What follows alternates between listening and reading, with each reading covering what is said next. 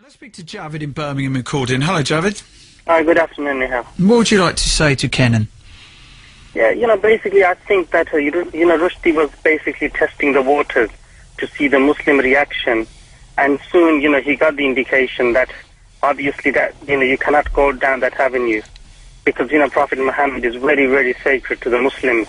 And, basically he should have had more responsibility and done more research before he wrote that book. You cannot criticize religious personalities and then say that there's not going to be no reaction, because that's exactly what's happened. But Javid, did the Muslim community play into the hands of everybody who was anti-Islamic to begin with by that reaction? I mean, Hitler burnt books. You can't go around burning books, can you? No, I think you're absolutely right. But the thing is, right, that I think more research should have gone into that.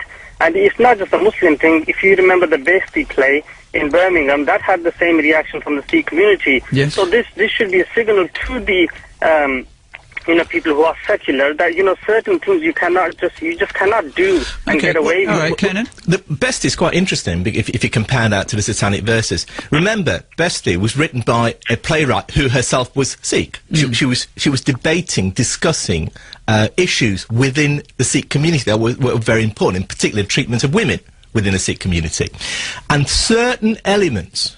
Only certain elements within the Sikh community, the so-called community leaders and their supporters, said, if you put this on, we will cause mayhem, we will attack the theatre. So what happens is that what we often call an offence to a community is actually a debate within that community. And by only taking one side, in this case, the more reactionary, the more conservative side, as somehow representing the voice of that community, what you do is you silence the progressive, important voices within that community. That's not progressive. I'm sorry. What's not progressive? What's not progressive about standing up for women's rights? That is hurting people's feelings. There are certain subjects that you cannot use religion and say this is women's rights. Obviously, the Sikhs felt very, very, something like, really rattle the cage, and they had to come out and protest, because obviously people like yourselves would not. But what about Javid? Yeah, but Javid, what about when the truth hurts? What about when something is put forward that people just don't like? And a few community leaders, and I know, Javid, that within all religious communities there are community leaders that really aren't really worth their weight in paper, let alone anything else. And you, I'm sure, agree that there are some community leaders who are not fit for purpose. But what they're good at is winding everybody up.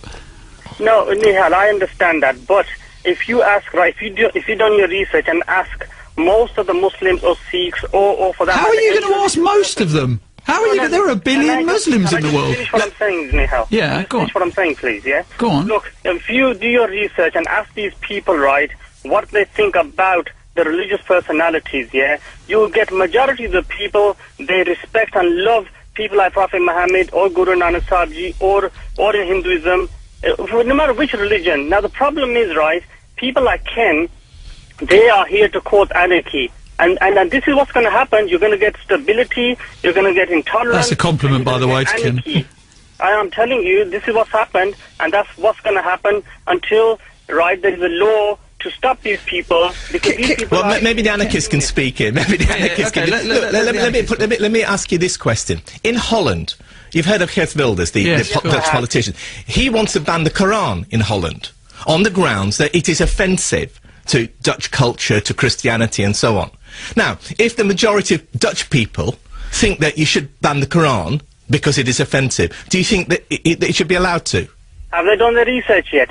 No, I'm not asking a question. If the majority, no, hold on. Javid, wait there a second. It's a straightforward question. Kenan's point. If the majority of Dutch people think that the Quran should be banned, do you think it should be banned? Okay, Javid, Kenan's point is that if a majority of people feel that something is offensive, in the same way that you're saying the majority of Muslims felt Satanic Verses was offensive, then you just have to go with that decision. Now, how many of those people that protested against the Satanic Verses actually bothered to read it? In the same way that how many Dutch people, if the majority of them did vote to ban the Quran, would have actually sat down and read the Quran? Probably very few. Look, what I'm saying to you, Nihal, right, is that freedom of speech has to have responsibility. Otherwise, you just... But what about the mob? But what about the mob, Javed? What about the mob mentality? Yes, should that dictate to us how we live our lives? This is what's creating the mob mentality. Now, nobody would like me to go down the road and swear at somebody's parents. Obviously, I'll get a smack in the mouth. Now, this is the same thing with religion. Religion is very sacred to people. So if you really are a responsible person, then you know there are certain things that you cannot, or certain avenues you cannot go down. And if you're going to go down that way, you're going to cause anarchy, you're going to cause hurt.